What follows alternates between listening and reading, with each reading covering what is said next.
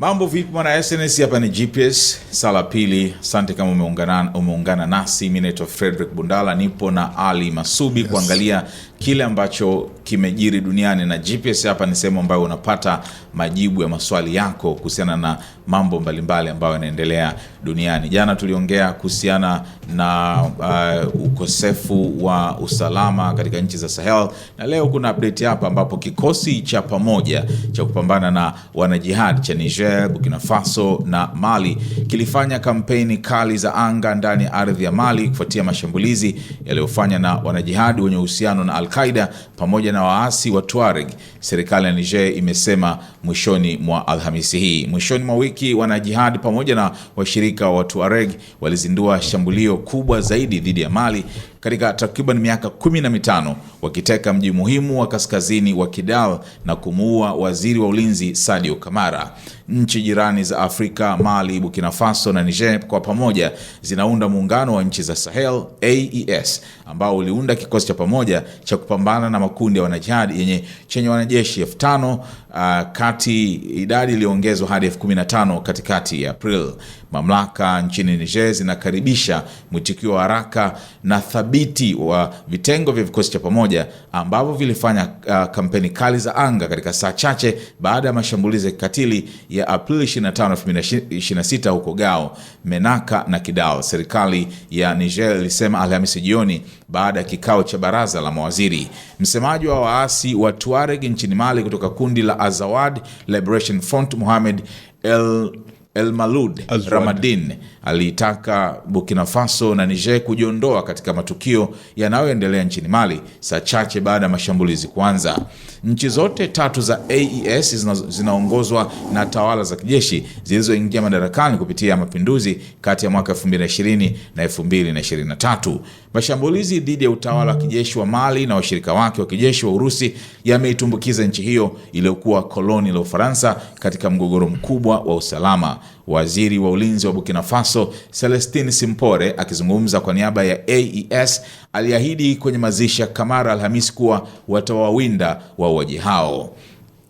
Takriban watu 1,000 walikusanyika katika mji mkuu wa Niger, Niamey, siku hiyo kuonesha mshikamano na watu wa Mali, kulingana na picha za moja kwa moja za tukio hilo kwenye mitandao ya kijamii. Umati wa watu katika kituo cha utamaduni cha Jado Seko walipaza sauti kauli mbiu kama chini ya mabeberu, chini ya magaidi na wafadhili wao, na iishi AES, huku picha Kamara ikioneshwa juu yao. Alfred Moulul, mwakilishi kutoka muungano wa asasi za kiraia zilizoandaa tukio hilo, alisema kwa watu wa Mali, tunasema hampo peke yenu. Nguvu hai ya Niger na AES ziko nanyi na zinaonesha mshikamano wao kamili. Alilaumu viongozi wa Afrika kwa kukosekana kabisa kwa mshikamano unaonekana mbele ya mauaji yaliyolengwa na viongozi wa Mali, na akatoa wito wa kuondolewa kwa uwepo wa Ufaransa katika eneo la AES. Mamlaka nchini Niger zimezituhumu nguvu za kigeni, hasa Ufaransa, kwa kufadhili mashambulizi ya mwishoni mwa wiki nchini Mali.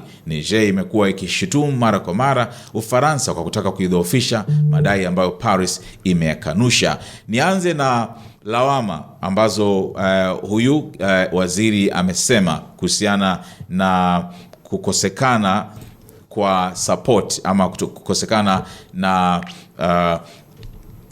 huruma kutoka kwa nchi zingine za Kiafrika, au sio? Kwa sababu hii ni nchi ya Afrika, ipo sawa, wamejiondoa katika miungano yote hii ambayo tunaijua ya ECOWAS pamoja na zingine. Bila shaka hata AU sidhani kama bado wapo wa jamaa Sahel wapo. Wapo AU hiyo ni unavoidable, lazima. Lakini kiukweli sijaona habari yoyote ambayo inaonesha Afrika ikiungana na Mali katika tukio hili kubwa sana, kwa sababu mapinduzi haya yalikuwa yafanyike, yameshindikana, na bado hali ni tete.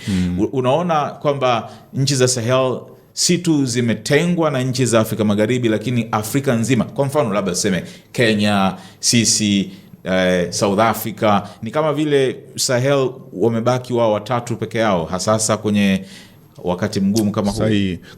Uko sahihi. Kwanza kabisa ni inabidi tufahamu kwamba Afrika nzima ilitakiwa hiyo ilani, kwa sababu wale ni waasi.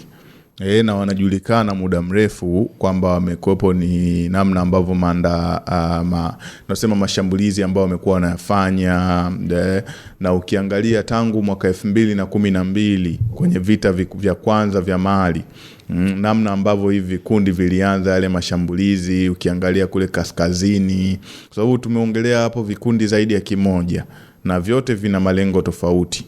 Ukiongelea kaskazini tuna hawa Tuareg ambao wao wana kikundi chao ambacho tunasema ni NLM, ambayo ni National Liberation Movement for Azawad. Wao wakiamini wanataka nchi yao ya Azawad ndani ya Mali, yani ijitegemee, wao wana taifa lao jingine la Azawad. Sasa ukikaa ukaangalia hawa hapo wana malengo yao na ideology zao, lakini kuna hawa tunasema Jamaat ni Niger, tunasema ni kama kikundi fulani wanasema ni kama wako affiliated na Al-Qaeda, ambao wao pia wana vitu vyao, wana maeneo yao ambao wanapigania kwa kutokea huko. Sasa hivi vikundi vyote kwa muda mrefu vimekuwepo, kila kimoja kinaamini katika lengo lake, na wamekuwepo na mambo mengi ambao wamekuwa wanayafanya tangu 2012. Ukiangalia baada ya vita vya kwanza mpaka sasa hivi, ukiangalia wamechukua maeneo mengi, wamesababisha maafa makubwa. At least mwaka 2012 kuendelea, unaona namna gani ambavyo juhudi mbalimbali zilikuwa zinafanyika na umoja na haya tunasema jumuiya za kimataifa na baadhi ya sehemu, kuona wanapata vipi solution. Sasa kwa sasa hivi hali imekuwa ni tofauti, na hiyo sio nzuri sana. Kwa nini? Inaonyesha pengine labda kwa sababu haya mataifa yaliweza kujiondoa kwenye ECOWAS na sehemu nyingine, inaonyesha kwamba labda bado wanachuki hawa viongozi wao, hawakupenda kile ambacho haya mataifa yalikifanya, lakini hiyo haiondoi kwamba hawa ni wa Afrika wenzetu. Na changamoto kama hii ambayo inakuwa imejitokeza, lazima wasaidiwe na waweze kupewa support, kwa sababu kilichokuwepo kama unavyosema, hili ni jaribio la mapinduzi ambao limefeli. Kwanza wameanza kuwalenga hao watu, mtajuaje waziri alipo? Na coordination hii ilivyotokea, lazima maandalizi ni ya muda mrefu, watu waende, watu warudi, washirikiane, kila kundi lijue litapata nini alichopata, udhamini, mawasiliano, hayo yote hivyo ni vitu ambavyo vinahitaji mipango, mikakati ya muda mrefu. Nani amewezesha? Ndio maana watu wanaenda mbali, hata kama hamna ushahidi, wanasema kwamba Ufaransa ndio ambaye atakuwa amefanya hivyo kwa maslahi makubwa, pengine baada ya kuona kwamba mambo yake hayaendi vizuri, mipango yake haiendi vizuri. Tayari nguvu ya Urusi napo imekuwa kubwa. Unaona Wagner wale, sasa hivi wanaitwa Africa Corps, ambao ndio mercenary ama kikundi ambacho kinapigana katika maeneo mbalimbali kwa niaba ya Urusi. Ukikaa ukaangalia kimekuwa ndio kama kimekuwa mbadala wa Ufaransa ambaye amelalamikiwa muda mrefu na hizi nchi, na sababu kubwa nimesema hata Mali ya mapinduzi ya 2020 ilikuwa ni kumuondoa Ibrahim Traore, rais ambaye alikuwa kipindi hiko, kwa kuona kwamba ameshindwa, na sababu kubwa ya waasi kupata nguvu ni yeye kutokuwa na nguvu ya kutosha. Sasa anatoka yeye, anakuja kuingia kiongozi wa mpito aliyowekwa na jeshi na kina Assimi Goita, anashindwa pia kuwaondoa Ufaransa, anakuwa na mbinu zile wanakuja wanampindua pia mwaka 2021, mwaka mmoja miezi kadhaa baadaye, wanaishika nchi wenyewe na wanamuondoa huyo kiongozi. Na wanaondoa Ufaransa rasmi, hawawataki, kitu ambacho tunajua Ufaransa amepoteza sana kuweza kuondolewa katika hayo maeneo. Na wanasema wale ni wanajeshi, nimesema hata katika GPS iliyopita kwamba mpaka wanaamua waiondoe Ufaransa, wanajua zaidi kwamba pengine chanzo cha matatizo yao ni Ufaransa. Kwa hiyo wanaondoa, alafu wanawaingiza Warusi. Huyu kiongozi ambaye ameuawa, anasema ni mmoja wa viongozi ambao ndio wamehusika katika kwa kiasi kikubwa kuhusisha ule mahusiano ya taifa la Mali na Warusi. Kwa hiyo unaona moja kwa moja kwa nini alilengwa huko Kidal. ambao ni mji ambao uko kusini kabisa mwa Bamako, sio hata kaskazini mule waliko wale wapiganaji wa Azawad, ama wapiganaji tunasema wapiganaji wa kabila la Tuareg ambao wanataka wawe na nchi yao. Kwa hiyo unakaa unaona hii coordination na haya malengo, wanalengwa kabisa viongozi, ni mapinduzi ambayo yameweza kushindikana. Kwa hiyo kaka Sky, ni sahihi viongozi wa Afrika, nchi za Afrika zilipaswa kulaani na kujaribu kusaidia hili tatizo ambalo limekuwa linaikumba nchi ya Mali, nchi ambayo ilikuwa tajiri sana, nchi ambayo tukiongea leo wa Afrika tukaamua tujivunie kwamba na sisi Afrika tulikuwa tuna tawala zetu. Hata kama nyie wazungu mlikuwa mna tawala zenu ambazo zimeendelea, mnajivunia, na sisi tuna tawala zetu. Tulikuwa tuna Mali Empire huko kaskazini mwa Afrika. Tulikuwa tuna Sogai Empire huko kaskazini mwa Afrika. Na tulikuwepo tuna Ghana, ukienda huko tuna empires kadhaa. Tulikuwepo tuna Benin, unakutana na empire ambazo zilidevelop, zilikopo zina civilization zake, zina ustaarabu wake, na hizi tunaweza kama Afrika tunajivunia sisi, kama ambavyo wao wanaza kwao wanavojivunia, wana King Arthur, wana nani wanajivunia historia yao. Tutasema sisi tulikopo tuna Mansa Kankan Musa, kiongozi ambaye ni tajiri, hajawahi kutokea kiongozi tajiri kwenye historia kama huyo. Hiyo ndio Mali ambayo ilikopo back huko katika historia, ipo ni glory, lakini leo imevurugwa, ina hawa waasi, ina vurugu ambazo zimekopo, zimedestabilize, zimefanya Mali haiko tena kule. Sasa tunaisaidiaje Mali iweze kurudi katika hali yake? Lazima iweze kuondokana na hivyo, na kama viongozi, kama unavyosema viongozi wa Afrika, miungano mbalimbali, kwa namna yoyote walitakiwa waoneshe na wao kulaani na kuponda, kwa sababu hata wa viongozi wanavyoingia, viongozi wa jeshi, na kusema wahitaki Ufaransa, ni kujaribu kuangalia wanasaidia vipi nchi zao ambao mifumo ya kawaida ya kiraia pengine imeshindwa kuweza kuwafanyia hivyo. Sawa. Lakini kwa ufupi pia unakumbuka wakati tunajiandaa hapa, kuna story uliona kuhusiana na Warusi. Yes. Vipi wana step up their game kidogo kwenye kusaidia situation Mali? Jana tumeongea, kwenye GPS iliyopita tumeongea na tukasema kwamba reputation ya Mrusi kwa namna moja ama nyingine imekanyagwa, yani ile hadhi, heshima, kwamba yeye ndio kaonekana kimbilio, kwamba unamuondoa Mfaransa, lakini tatizo la hao waasi limesha kuwa kubwa katika ukanda mzima wa Niger. Kwa moja ya solution ama suluhisho ni hawa Warusi ambao ndio wameonekana kama suluhisho.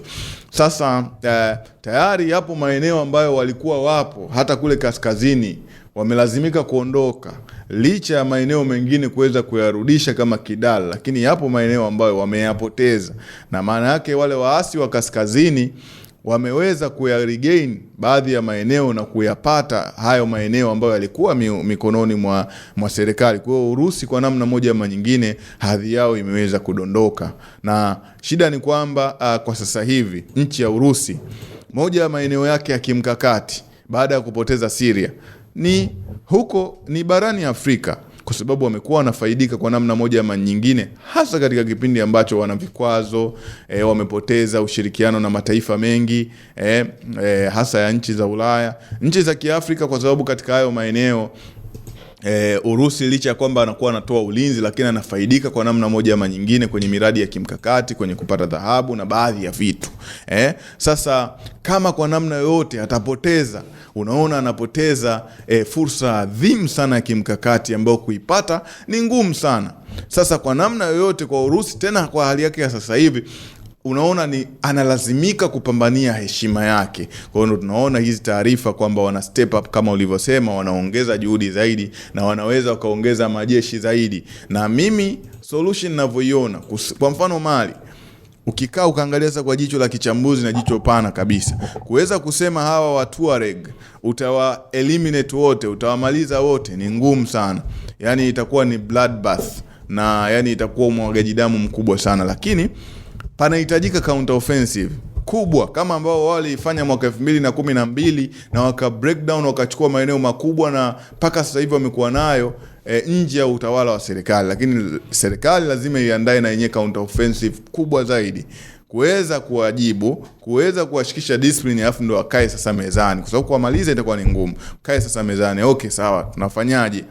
Mmeshaona sisi ni serikali na tuna mamlaka, sio hivyo mnavyoamini nyie, mara taifa lenu mali. Sasa ndo wakae chini waone watakubaliana nini kidiplomasia, lakini lazima ifanyike counter offensive. Bila hivyo position ya serikali ya Mali nchini Mali itaendelea kuwa chini na itaendelea kunyanyasika na kudharauliwa, na mwisho wa siku hawa waasi watazidi kuwa na nguvu. Tayari wana maeneo ambao wana control, pengine kuna malighafi, pengine kuna dhahabu, pengine kuna madini mengine ambao wao moja kwa moja wanafaidika, wanapata maslahi na wanajiimarisha zaidi. Kwa Urusi kama Urusi tumesikia ana step up, lakini hiyo ni necessary kwao ili kulinda heshima yao, kuilinda heshima yao Mali na maeneo mengine, kwa sababu hawako Mali tu, wako nchini Mali, wapo Niger, wapo Burkina Faso, wapo CAR, Central African Republic, ya Jamhuri ya Afrika ya Kati. Uko kote Urusi yupo na ana maslahi makubwa. Lakini footprint ya Mrusi sio tu huko, ni Afrika nzima. Ukiangalia hata Kongo na baadhi ya sehemu wamekopa, wanatamani wanaona kama pengine Mrusi anaweza akawa msuluhishi ama akawa mwokozi, ana unafuu tofauti na nchi za kimagharibi. Kwa sababu anasema pia yeye akiingia haingilii mifumo yote, sijui mara hawa influence, sijui viongozi watake viongozi hawa na vitu vingine. Sasa kama Mrusi ndio wanamuona kama mtetezi, alafu leo Mrusi anakuja anashindwa, ile kwa namna yoyote inaharibu sana sifa yake. Wanasema ina tarnish reputation, inaharibu ile hadhi yake. Kwa hiyo kwa namna yoyote unaona namna gani ambavyo licha ya kwamba Urusi changamoto kubwa, wanapigana vita vya Ukraine na imekuwa inawafanya wawekeze nguvu zaidi kule, lakini unaona kwamba kwa namna moja ama nyingine wanatakiwa waje na mkakati mkubwa zaidi kuangalia wanasahihisha vipi. Lakini the good thing ni kwamba maandamano, mapinduzi kwa namna moja ama nyingine alifeli, lakini hata kama Mrusi alichangia kwa kiasi kikubwa hayo maandamano, labda hayo mapinduzi pengine wasinge kuwepo, yangefanikiwa. Lakini ukweli unabakia pale pale, kwa namna moja ama nyingine imeonyesha kuna udhaifu. Okay, sawa. So tubakie hapa Afrika, na hii hapa ni story ambayo pengine utakuwa unajiuliza bado tu. So mahakama ya Afrika Kusini imeamua kuwa mabaki ya aliyekuwa rais wa Zambia Edgar Lungu yahifadhiwe katika chumba cha kuhifadhia maiti kilichokubaliwa kwa pamoja jijini Pretoria. Uamuzi huo mpya umetolewa Alhamisi, umekuja wakati familia ya Lungu ikiendelea na hatua za kisheria kuhakikisha kuwa mazishi ya rais huyo wa zamani yanafanyika kwa faraga mjini Johannesburg. Familia hiyo imewasilisha rufaa katika mahakama ya juu kupinga uamuzi wa mahakama kuu uliotaka mwili wa marehemu urejeshwe Zambia kwa ajili ya mazishi ya kitaifa. Familia inasema moja ya matakwa ya mwisho ya Lungu ilikuwa ni kwamba mpinzani wake wa kisiasa, rais wa sasa Hakainde Hichilema, asiongoze mazishi yake. Tumeafikiana kuhusu chumba cha kuhifadhia maiti ambacho mwili utahifadhiwa na ufikiaji utakuwa wa familia pekee, alisema wakili wa Zambia Makebi Zulu, ambaye pia ni msemaji wa familia. Aliongeza kuwa mtu yeyote mwingine atakayehitaji kuona mwili huo atalazimika kuwasilisha ombi mahakamani, ili huku familia ikipewa taarifa rasmi. Katika kesi hiyo tata, serikali ya Zambia ilikuwa imeiomba mahakama kuu ya Pretoria kuhamisha mwili huo kwenda chumba cha kuhifadhia maiti kilichokaguliwa na serikali kwa maandalizi ya kurejesha nchini Zambia. Wiki iliyopita mahakama iliamuru mwili wa Lungu urejeshwe kwa familia yake, uamuzi uliokuja saa chache baada ya serikali ya Zambia kuchukua mabaki hayo kutoka chumba cha kuhifadhia maiti cha Two Mountains ambako yalikuwa tangu kifo chake. Familia imeshtumu serikali kwa kufanya uchunguzi wa maiti bila ridhaa yao, wakati mwili ukiwa chini ya uangalizi wa serikali. Baada ya miezi 10 kupita tangu kifo cha Lungu, Zulu alisema mchakato huu wa kisheria umekuwa mgumu na wenye maumivu makubwa kwa familia. Familia iko katika majonzi makubwa, hasa kutokana na uchunguzi wa maiti uliofanywa bila amri ya mahakama na bila uwepo wa mwanafamilia yeyote, alisema. Pia wakati wa kuhamisha mwili kutoka Two Mountains hakukuwa na mwanafamilia aliyekuwepo. Lungu alifariki dunia nchini Afrika Kusini mwezi Juni mwaka jana katika kliniki aliyokuwa akipatiwa matibabu ya ugonjwa ambao haukuwekwa wazi. Kwa mujibu wa uamuzi wa Alhamisi, serikali ya Zambia itagharamikia gharama zote zinazohusiana na uhifadhi wa mwili huo wakati ikisubiri matokeo ya rufaa ya familia katika mahakama kuu. Masubi, mara nyingi kwenye misiba, pale ambapo mnapompumzisha marehemu, ndio mnakuwa huzuni inapungua, kwamba mmetua kidogo, mnaendelea kuomboleza kwa namna nyingine, lakini kabla ya mazishi huwa ile huzuni inakuwa kubwa sana. Sasa imagine miezi 10 familia ya Lungu mpaka leo haijamzika mpendwa wao, na ukiangalia ni sababu ya kisiasa, yani kwa sababu tu ya ile beef iliyokuwepo kati ya Lungu na rais wa sasa wa Zambia, issue imekuwa nzito. Na ni mambo ya hovyo kabisa. Sasa tunafahamu kwamba maziko ya viongozi mara nyingi ni dunia nzima, maziko ya viongozi huwa yanaongozwa na serikali, kwa sababu kiongozi wa nchi fulani ni sehemu ya serikali, ni sehemu ya nchi, ni sehemu ya historia ya hiyo nchi. Kwa hiyo unakuta kuna namna ambavyo imeandaliwa kwamba itafanyika hivyo. Lakini sasa kwanza tuanzie kwenye majonzi hapo. Mimi nadhani hawa familia ya Lungu hawa, ambao kwanza kwenye familia mara nyingi wanakuwa na majonzi sana, ni wale watu kin, wale close kin kabisa, labda mama, baba, watoto. Hao nadhani huwa majonzi hayaishi. Always watakuwa na majonzi. Lakini hao wengine hawa, kwa namna moja ama nyingine, huwa baadaye majonzi yanapungua. Yani inakopo basi wanakukubali ule ukweli. Sasa na pengine hao ndio wanaweza wakawa na tatizo sana, kwa sababu ukikaa ukajiuliza, sasa yeye huyu mzee, yani kuna shida gani kwamba aende akazikwe labda akazikiwe Zambia? Okay, fine. Sisi hata hapa Tanzania tunafahamu sio lazima kila kiongozi azikwe kwenye maeneo ambayo yameandaliwa na serikali. Kiongozi anaweza kazikiwa kijiji alichotokea, na ndio imekuwa hivyo. Maziko yote yakafanyika pale, na kama alikopo hahitaji uwepo, labda kama unavyosema kwamba ile beef la kisiasa, hataki Hakaindi, rais Hakaindi Hichilema awepo kwenye msiba wake, hilo si ni jambo ambalo linaweza likawezekana? Sasa sababu ya kufanya wao wasitake azikiwe Zanzibar ni ipi? Zambia ni ipi? Kwa hiyo ukikaa ukaangalia unaona kabisa ni changamoto. Nadhani pia hata hiyo familia yao pia na yenyewe ina pengine labda hakutegemea kama hivyo unavyosema kwamba mchakato pia umekuwa mrefu sana. Hawajategemea kwamba ingechukua muda hivi, lakini ni changamoto. Nafikiria maiti imekaa miezi 10 kwenye mafriza, maana sio mchezo. Yani ukikaa ukafikiria inafikirisha sana. Dramatic, ni drama kubwa, lakini yote kwa yote walipaswa kukubaliana, kuangalia wanafanyaje. Na sijui kwa nini serikali na yenyewe imekopo imetia ngumu kiasi hicho, kwamba sisi hamna, lazima kesi iendelee, lakini labda kwa sababu kesi ikishaanza lazima ianze. Wanasheria wapo, kesi imeanza, basi tuende mahakamani. Kwa hiyo milolongo inakuwa hivi, inakuwa vile, inakuwa hivi. Lakini nafikirisha sasa, fine, ameshafariki. Kwani kifo chake kilikuwa kina utata? Kwa nini mfanye uchunguzi wa maiti ama postmortem? Kwa nini msishirikishe familia yake? Yaani vitu ambavyo vinafikirisha na vinaleta sintofahamu kubwa kweli kweli. Lakini yote kwa yote ni jambo ambalo linasikitisha, kwa sababu kuzikwa ni heshima, kwamba baada ya mtu amefariki inabidi afanyiwe zoezi la kuzikwa.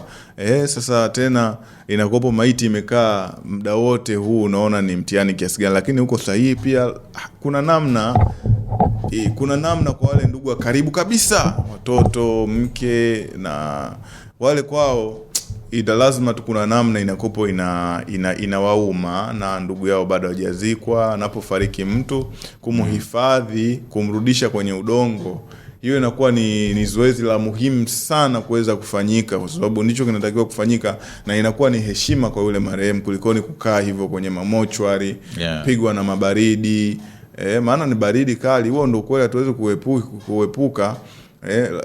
Watu wanaoingia mochwari wanafahamu, yani ile baridi ya friji la mochwari ni freezing, sio kama ili baridi la kawaida tu la kula maji. Ni freezing ili ule mwili uweze kuwa preserved na usiweze kufanyaje kuharibika. Sasa imagine hiyo yote mnamweka mwili huko, hata ethically tu kinaniliki maadili pia sio nzuri. Miezi 10 ni mingi kweli kweli. Kwa hiyo nadhani mimi wanaweza wakaja wakafikia kwenye understanding, lakini naona familia kama ndio itakayoshinda mwisho wa siku.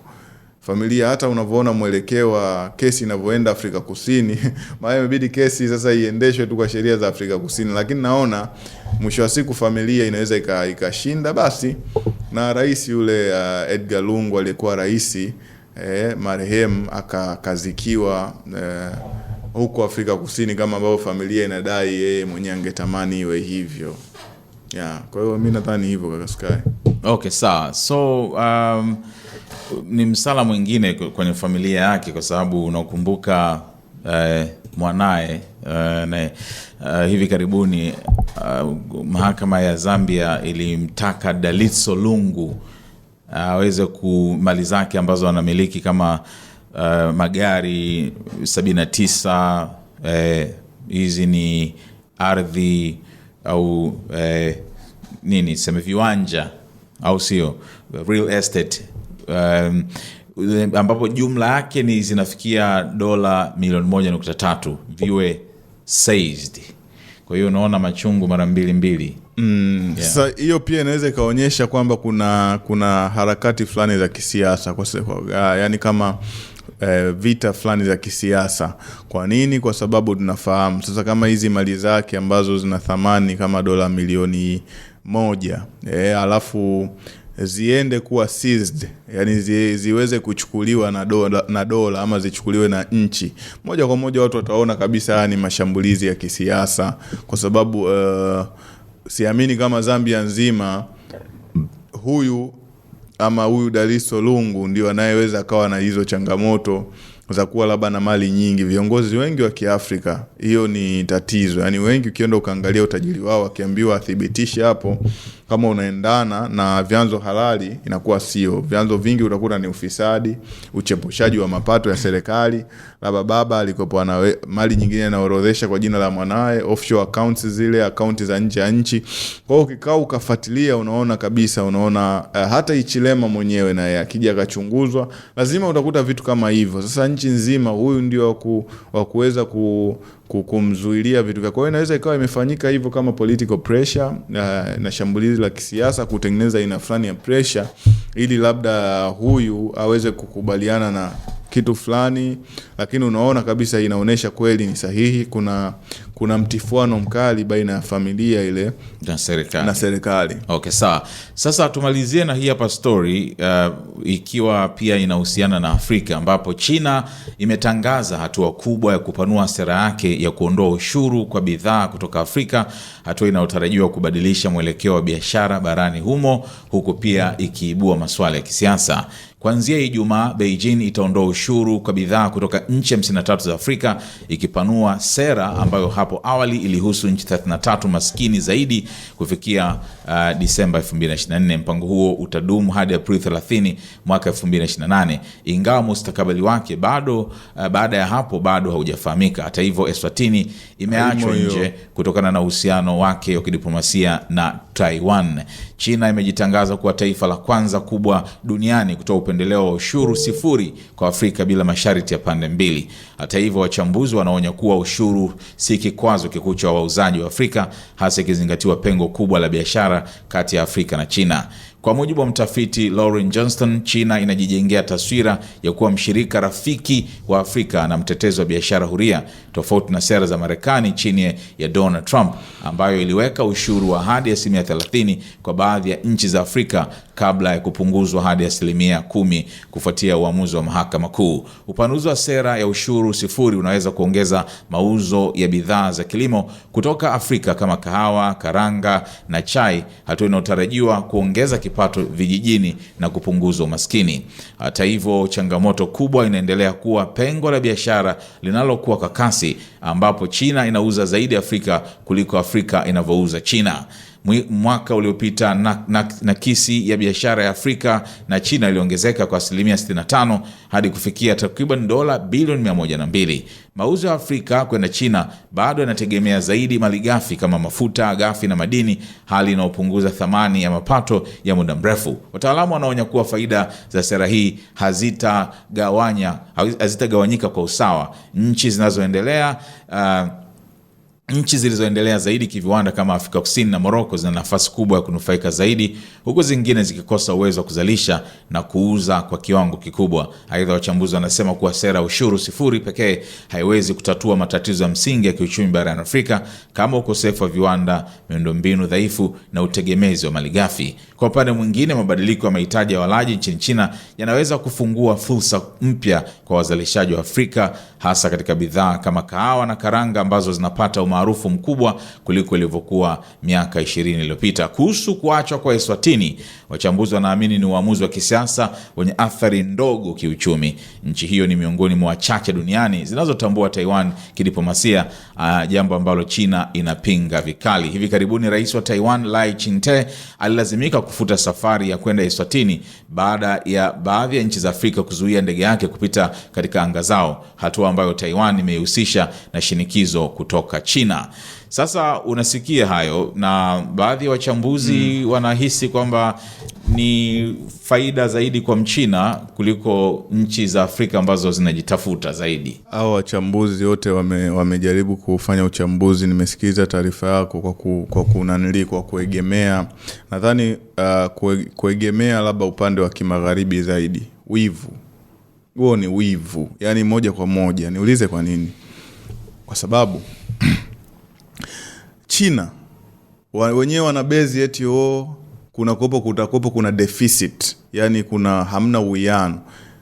Sasa ikiwa Marekani mwenyewe hawezi kuwa amezidi, yani ana deficit na Mchina hamna nchi duniani hana deficit nayo, iwe ni EU nzima, block nzima, iwe ni Marekani mwenyewe ana deficit. Sasa sisi wa Afrika tuna nini cha kuzalisha tulingane na Mchina? Kwa hiyo unaweza kuona ni uchambuzi ambao wanaofanya, labda ile ni kujaribu tu kutafuta hoja ya kudogosha kile Mchina anachokifanya. Mchina alikuwa anatoa mikopo Afrika kwa masharti ambayo ni nafuu, yana utofauti mkubwa na masharti yaliyokuwa yanatolewa na IMF na World Bank, ambayo yalikuwa yanalenga kuinfluence sera za ndani ya nchi. Instead Mchina akaja anakupa mikopo, hainfluence sera zako, akusijui mara ukubali nini, masuala yasiyokuwa na kimaadili, hapana. Ila yeye instead unaweka security mali za nchi. Kama ambavyo benki inakukopesha, unaweka nyumba yako, unaweka viwanja vyako, hivyo. Wakawa wanasema Mchina anafanya debt trap, yani amekuja, yani hawa watu wa magharibi kwamba wanamponda huyu. Wao wamekopa, wanatupa hela kwa kutubana, leo wanamponda huyu Mchina kwamba anakupa debt trap, yani anakupa mtego wa madeni. Mwisho wa siku mshindo kulipa, wachukue malighafi zenu na nini. Kitu ambacho unaona kabisa ni propaganda. Leo maendeleo ya Afrika, Muafrika, huwezi ukaongelea bila huyu Mchina. Mchina sawa anatuzidi sisi deficit, anafanya zaidi biashara kwetu. Yani sisi tunaagiza zaidi China kulikoni tunavyo export kupeleka zaidi soko la China. Sasa tuta export zaidi vipi soko la China kama hapafanyiki hizi initiative? Kwamba bwana sasa hivi tunaondolea tozo hivyo. Maanake hivyo vitu ndio vitafanya Muafrika apeleke zaidi nchini China. Leo unakuja barani Afrika, nchi nyingi zinategemea kilimo. Huwezi ukasema leo eti Tanzania tutaanzisha kiwanda cha jinzi tukauze China. Huo ni uongo. Yani sisi tukamuuzie Mchina jinzi, watu wana decades of manufacturing. Ndio the world factory kwenye uzalishaji wa bidhaa. Leo sisi tukauze China bidhaa hizo. Ndio maana pia wana deficit na sisi. Lakini kwa Afrika hiyo deficit ni nzuri kwa sababu wametusaidia, tumepata bidhaa nyingi kwa bei ambayo ni rahisi. Kama hizo vitu ndo angekuwa anazalisha mzungu, leo nani angeweza kununua jeans ya denim iliyotoka labda Marekani? Leo nani angeweza kununua labda angalia tu hata magari European cars ulinganisha na gari labda okay, gari nyingi zinatokea Japan, hamna shida. Hata hizi za Kichina tu labda Yutong, angalia ulinganishe labda na gari nyingine labda Scania. Bei by far Mchina amerahisisha sana maisha. Njoo kwenye magari ya kubeba mizigo, gari za Kichina, angalia na gari za Europe. Unaona kabisa gari za Kichina watu wanazinunua, matajiri, zinawapa fedha zaidi. Kweli hazikai, lakini Mchina katuwezesha kututengenezea bara la Afrika vitu vinavyoendana na thamani yetu. Kuna mashine nyingi ambazo zimerahisisha maisha yetu. Pikipiki zimeleta maendeleo vijijini. Leo unaweza ukaingia sehemu yoyote wakati wowote, pikipiki tu. Mchina ana mchango mkubwa zaidi kuliko hizo propaganda za kichambuzi. Uchambuzi huo wanaosema sijui deficit ni deficit, mimi naona kwa Afrika ni necessary, kwa sababu kama China isinge kuwepo, imagine maisha yetu yangekuaje. Mchina anatujengea barabara hiyo kama ungejengewa, au daraja hilo ungejengewa na kampuni ya kizungu, ungelipia pengine mara 10 ya hiyo fedha ambayo Mchina anakujengea. Tena nchi yao imewawezesha hata wanavyoshinda hizo kandarasi za ujenzi wa barabara waweze wanakopeshwa, kwamba nchi za Kiafrika ulipaji wake wa hela ni mgumu. Hawana ile hela ya kusema atakulipa hapo hapo. Kwa hiyo namna gani haya makampuni ya kikandarasi yanaweza kamudu kuweza kujenga mradi muda mrefu? Unakuta China wanawezeshwa. Ndio maana mradi huo kampuni ya Kichina ina uwezo wa kujenga mpaka hata kumaliza, wakati kampuni ya kizungu au ya nchi za magharibi inashindwa kuendeleza ule mradi, inasuasua kwa sababu ya fedha. China imetengeneza mazingira mazuri sana ya kutuweza kutusaidia sisi wa Afrika. Sasa hii inayokuja ndio the game changer. Mimi natamani sana, mimi nimefanya agriculture, na changamoto kubwa ya agriculture sisi wakulima Tanzania imefanya kuna muda soko la ndani linajaa, watu wanalima, unapiga tikiti zako umezilima vizuri, inafika sasa muda wa kwenda sokoni unakutana na mafuriko mzee, ukutana na tikiti zimekuja kubwa hizo. Wewe ulikuwa unaona umebeba ndonga kweli kweli, unakutana na tikiti hizo, unasema hawa wanalimaje jamani? Mbona nimetunza vizuri, mbona nimepiga dawa vizuri, nimeweka mbolea vizuri, lakini watu wamekuja na mzigo huo.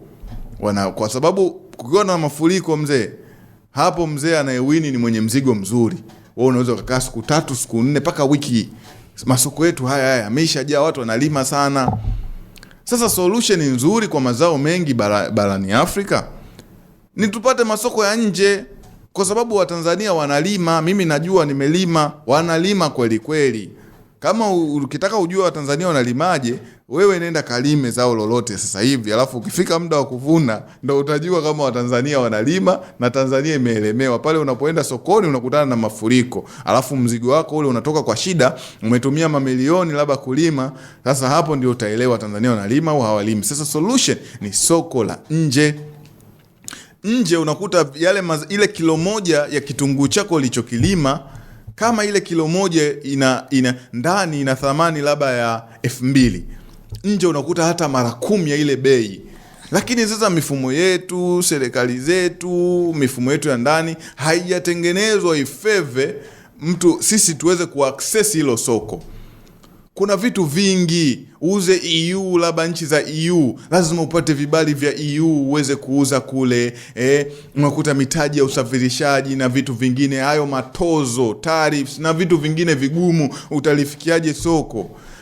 Sasa kama Mchina anakuja kwetu sisi nchi za Kiafrika ambazo wengi tunategemea kilimo, hiyo ni neema. Marekani mwenyewe ananyenyekea China aweze akaiuzie soya. Angalia walivyogoma kununua. Hiyo ndio the largest market mzee, wana watu wengi, wao ndio the largest market kwa vitu vingi. Sasa hiyo the largest market utauzia vitu ambao wao hawazalishi, vitu vya kilimo kama hivyo soya, kahawa na vitu vingine. Aina ya baadhi ya samaki hawana. Sasa kama ukiangalia hivyo vitu kama unavyo, hiyo ni neema. Kwa hiyo hata sisi ni neema kwetu. Mimi naonea wivu sana baadhi ambao watafaidika na hii, tayari wapo kwenye track, kwa sababu ni mpaka 2028 tayari wana vitu wanazalisha, watu wana mashamba ya maparachichi. Hao wanaenda kuwin. Soko ni China sana la soko la China ni soko kubwa sana la maparachichi duniani. It's a $1 billion market. Watu wanaenda wanafaidika, wanauza mule, wanaingiza, hamna vikwazo. Soko la soya, tunaongelea Marekani, tunaongelea nchi ya Brazil, kwa sababu alivyozinguliwa Marekani wakaenda Brazil. Trump anaenda hivyo kuweka mambo sawa. Mchina asiponunua soya, Marekani ina collapse kwenye kilimo, kwenye sekta hiyo. Kwa hiyo unaona kwamba hata sisi hapa kuna baadhi ya watu wamejiongeza sasa hivi, wanalima hizi soya, wanaenda wanafaidika. It's just the matter ya kuisoma soko la China, kujua kitu gani kina demand pale. Hawana hicho kitu, unaenda unafanya investment yako, unaiwekeza kwenye hicho kitu. Serikali na yenyewe ifanye facilitation vizuri, logistical support, kwa sababu mimi mkulima nawezaje kununua ndege ya kwenda China? Siwezi. Itengenezwe mifumo mizuri, kwa sababu bidhaa nyingi za kilimo ni mali kuoza, zinaoza. Itengenezwe mifumo mizuri ya kumwezesha huyu mkulima aweze kuaccess soko. Mwisho wa siku wafanyabiashara wetu, wakulima wetu wataweza kutengeneza fedha nyingi sana, watazitoa China na kuzirudisha nchini Tanzania, na hivyo kukuza uchumi wetu. Na hiyo gap ambao wanaiongelea hao wachambuzi ndio inapunguzwa hivyo, kwamba hata nyinyi sasa mna uwezo wa kuweza kuimport, kuliaccess soko ambalo dunia nzima inalitamani. Kwa hiyo this is a good opportunity, kwa sababu tuna uwezo sasa wa kuexport bidhaa zetu sisi tunazozalisha, kwa sababu huwezi wewe ukamuexportia Mchina eti pikipiki uende ukamuuzie Mchina, huo ni uongo. Kwa hiyo kaka Sky, mimi input yangu ni hiyo. Okay, sawa. Kwa hiyo nataka pia nisikie input yako mwana SNS. Faida ya zero tariff kwa nchi za Afrika katika biashara na China, wewe unaionaje? Itakuwa na faida? Watu wa uchumi naamini wapo hapa ambao wanatufuatilia. Hebu mtupe mchanganuo wenu unakuwa vipi? Na wana SNS waelewe maana ya zero tariff ni kwamba wewe ukienda pale ukishauza, kama umeuza milioni 20 yako, ile ya kwako, hamna cha tariff, sijui 10%, sijui kodi, sijui nini. Wewe utagharamika gharama nyingine, usafirishaji, labda umekodi store, umefanya hivi na vitu kama hivyo. The good thing ni vile vibali. Nimanga sema serikali pia ina pati yake kuhakikisha tunanufaika vizuri na hili. Okay, sawa. Hiyo ndo maana ya zero tariff. So leo na siku zingine zinazokuja tutajitahidi pia kuangalia vitu tofauti barani vinavyoendelea kama hivi, au sio? So kwa wiki hii nzima tunasema sana tulikosekana Jumatatu na Jumanne kutokana na zile sababu ambazo zilikuwa juu ya uwezo wetu, lakini tulirejea Jumatano na mpaka leo tumemalizia weekend. Nikutakie weekend njema na tukutane tena utakapoanza wiki inayokuja. Jumatatu naamini kutakuwa kuna story nyingi sana za kuzijadili, hasa pia zile za Iran. Fredrick Bundala, Skywalker, nilikuwa na Ali Masubi. Hadi wakati mwingine, nikutakia weekend njema. Kwa heri.